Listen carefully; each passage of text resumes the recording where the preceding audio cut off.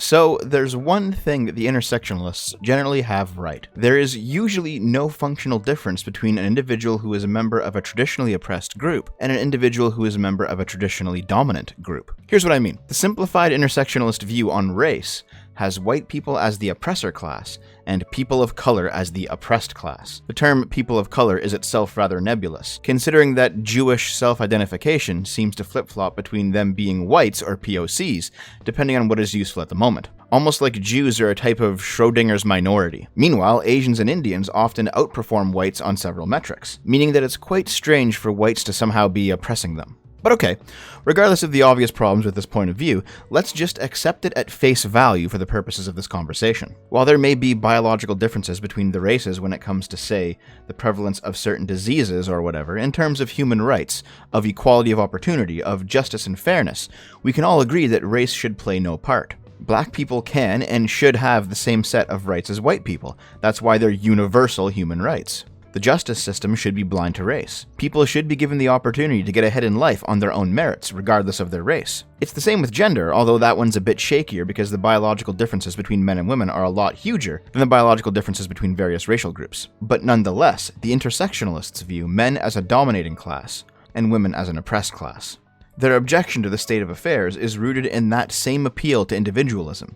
In terms of human rights, of equality of opportunity, of justice and fairness, gender should play no factor. Women should have the same set of rights as men. The justice system should be blind to gender, and individuals should be given the opportunity to get ahead in life on their own merits. Ultimately, the intersectionalists don't want to apply their own standards to every possible fractionated identity, either out of laziness or for ideological reasons.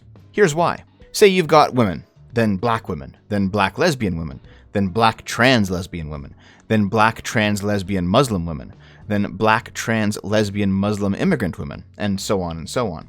The various identities intersect to create an ever smaller, ever more oppressed minority, and each combination of intersections is itself its own minute category. However, they don't want every possible identity to be included in this calculation. Let's consider an obvious meme, the whole gamers are an oppressed minority thing. Yeah, it was purposefully created to make fun of intersectionalists, but let's take it seriously for a bit. Why can't gamers be considered oppressed? If you're around my age, that means you were in school when gamers were routinely bullied simply for playing games. Gamer as an identity is maligned in popular culture and the media as being comprised of either violent, dangerous incel terrorists or loser nerd man-babies who never left their parents' basement.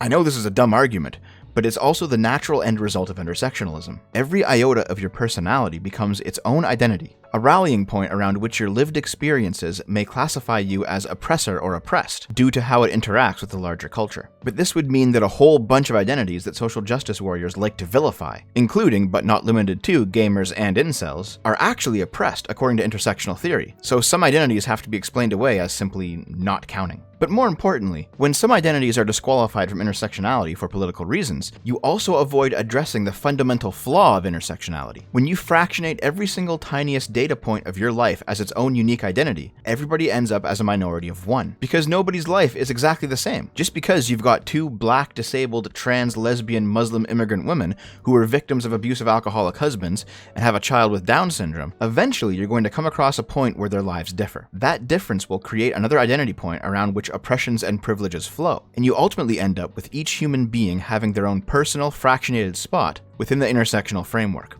In other words, the tiniest, most vulnerable, most maligned and oppressed minority in all of human history is the individual. And individualism gets you to that endpoint a lot quicker and a lot less tyrannically than intersectionalism. But because intersectionality's natural endpoint is the individual, intersectionalists basically refuse to do the math on their own ideology, and simply check off the most popular minority statuses. It's why you keep seeing quote-unquote badass girls in movies and games nowadays, who have the same ugly face and shaved side head and boring personality, because if checking a box is all that's required to write a character nowadays, that's all they're gonna do. However, ableism is routinely included on that list of boxes to tick off, and it's a bit different than all the rest because, unlike race or gender or whatever, disability is, practically speaking, a uniquely negative thing. The innate differences between white and black people don't include any difference to their total potential. The innate differences between men and women also don't include any differences to their total potential, at least outside of the realm of athletics. If any barriers still existed along those lines, there's actually an okay chance they might be structural, as the SJWs say.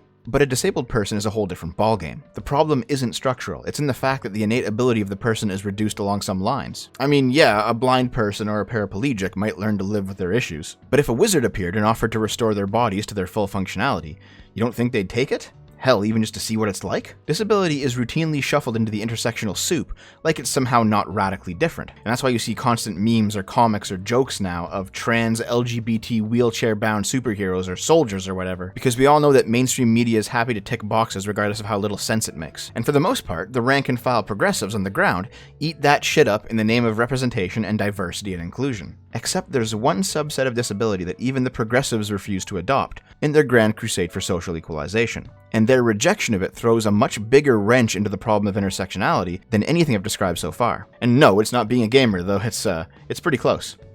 It's autism. Here's my theory. The stability of social justice is directly related to the refusal to shoulder your burdens. The moment when you decide to start personally taking responsibility is when a lot of progressives will begin to call you problematic or oppressive. This applies to everybody, not just the autistic, but their uniquely despicable treatment of the autistic is our window into this discussion. The hashtag #YouMightBeAbleistIf seems to trend locally for me on Twitter like once a month. A lot of the tweets talk about physical disabilities. A lot of them talk about anxiety, depression, or other disabilities that explicitly affect your ability to be productive. They're all written from the point of view of somebody who's being pushed beyond the limits of their disability, and how that's oppressive to them specifically because of that disability. And rarely is autism ever brought up. And if it is, it's generally from some lonely person getting no traction on the platform on how autism isn't something to be cured, and how they wish people would stop trying because autism is simply a different way of viewing the world. With the exception of the extreme low-functioning cases, that's actually correct. High-functioning autism is certainly less of a disability and more of a radical difference in personality. And it's this difference that causes social justice types to explicitly leave autism out of the intersectional equation. When it comes to disabilities that change people's ability to work, whether they're physical or mental, the intersectionalists are just fine with advocating for their liberation from the ableists of the world. But when it's a disability that changes their behavior, especially if it changes their behavior in such a way that the individuals afflicted will never be acceptable to social justice standards, suddenly those same disabled people are thrown under the short bus. Take Sweet Anita, for example. I know she's not autistic, but the same mechanism that determines the negative SJW reaction to autism is also at play here. Sweet Anita has Tourette's syndrome. And a clip of her went viral a few months ago where her Tourette's forced her to say, "Kill the Jews," live on Twitch. Any reasonable person knew this wasn't her fault. But believe it or not, the progressive intersectional types on social media were divided on the topic. Some of them believed that it was ableist for people to want to see Sweet Anita cancelled. Others believed her disability was no excuse because the things she said were considered by social justice theory to be objectively evil, even if she doesn't actually hold those opinions herself. Despite the fact that she's disabled, because it's a disability that affects her behavior, there's a strong social justice argument against her, because social justice ideology is largely interpersonal and performative in nature. And if a person's disability prevents them from playing along, they're more oppressive than they are oppressed. It's the same with autism, essentially. Again, because social justice ideology is interpersonal and performative, it's a game that autistic people can't really play. Let's take encountering a trans person as an example. Assume that you're a polite individual who will use a trans person's preferred pronouns and treat them like the gender of their choice when interacting with them. When you see a man, a woman, or a trans person that passes well, your social sense kicks in, and you have a general idea of how to treat the person you're dealing with insofar as their gender is concerned.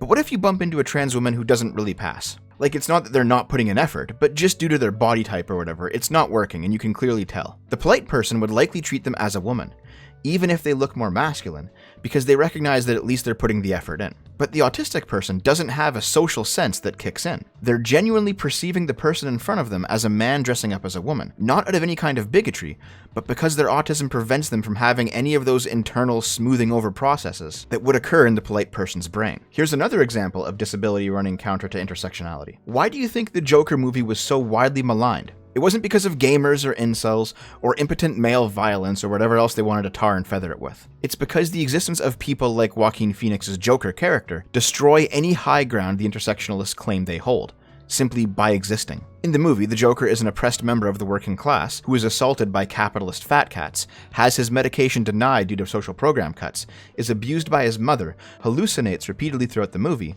and eventually descends into murderous madness due to factors entirely outside of his control. He is an intersectionalist poster boy, if not a Marxist one, for the systemic damage that the white heterosexist capitalist patriarchy inflicts. And yet the movie, the character, and even the actor himself in real life was vilified. He was considered the patron saint of incels, and his movie was going to further radicalize young men. None of these scathing far-left criticisms of the film ever mentioned the Joker's disability in detail, because if they did, they'd have to confront the specter of ableism excusing all of his actions as simply punching up within the intersectionalist framework.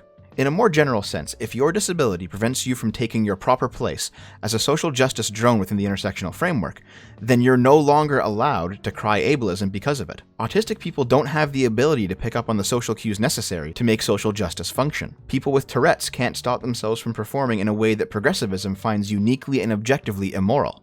Abuse victims, depressed people, people with anxiety, psychopathic or sociopathic people, and many other types of mental disorders all include the possibility that somebody might behave in a way that the radical left sees as oppressive. So the get-out-of-jail-free card that is calling your detractors bigots has to be revoked from all of them. I'm not saying that the negative behaviors of these people should be blanket ignored because of their mental health.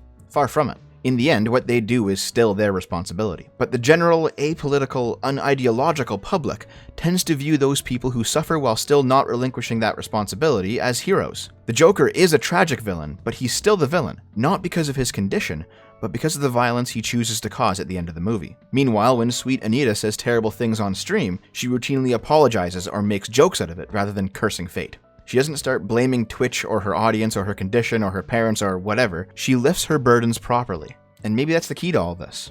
We already know that the natural conclusion to intersectionality is people playing Oppression Olympics, pulling the victim card, getting offended at everything, and doing whatever it is they can to avoid lifting their burdens properly. But that specific subset of disabilities that the SJWs reject are disabilities where living with them properly can only be done by lifting their burdens properly. Maybe it is that seeing Sweet Anita be humble rather than triggered, seeing an incel self-improve rather than descend into hatred, seeing an autistic person speak freely rather than self-censor, are all revolutionary acts against intersectionality itself. It would seem to be the case.